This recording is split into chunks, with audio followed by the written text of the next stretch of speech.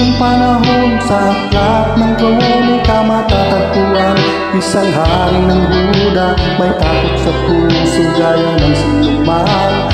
Ngunit walang pag-aalinlangan, siya'y lumuhod, tumawag kay Yahweh. Kanyang ibinulog ang kalaban niyang kay Dami. Diyos ay tumugunod sa kanya'y sinabi, o sapat huwag kang matakot. Sila'y nagayuno, sabay na nagpupuri, lahat ay sama-sama pati na ang hari. Patnubay ni Yahweh sa kanilang malagi, dahil sa panalangin banta ay napawi. Gising na bayan, tayo magkaisa, oras na lang, huwag nang sayangin pa. Magpakatatag at manalangin na, kay Jesus na siyang tanging pag-asa.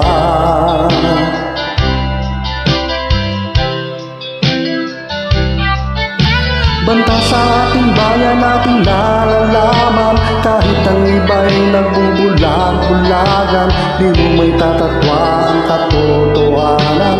Isang araw ay wala ng kalayaan, kawawang bansa kung si Jesus di mag-ahari. Walang patutunguhan, tsak na masasawi, ating inang bayan walang pasubali. Kukunin ng kaaway, sila'y magwawagi.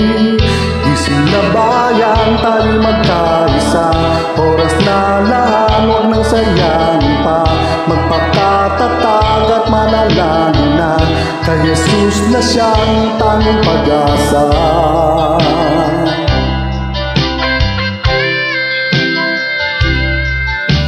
Banta sa ating bayan, ating nalalaman, kahit ang iba'y nagbubulag-bulagan, di mo may tatatwa ang katotohanan. Isang araw ay wala ng kalayaan, kawawang bansa kung si Jesus di mag-ahari. Walang patutunguhan, tsak na masasawi, ating inang bayan walang pasubali. Kukunin ng kaaway, sila'y magwawagi. Gising na bayan, tayo magkaisa, oras na lang, huwag nang sayangin pa. Magpakatatag at manalangin na, kay Jesus na siyang tanging pag-asa.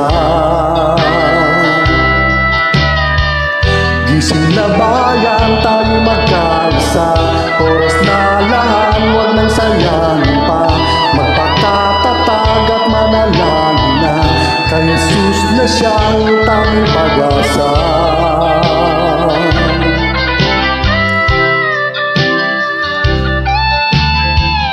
Gising na bayan, tayo'y magkaisa, oras na lang, huwag nang sayangin pa. Magpakatatag at manalangin na, kay Jesus na siyang tanging pag-asa.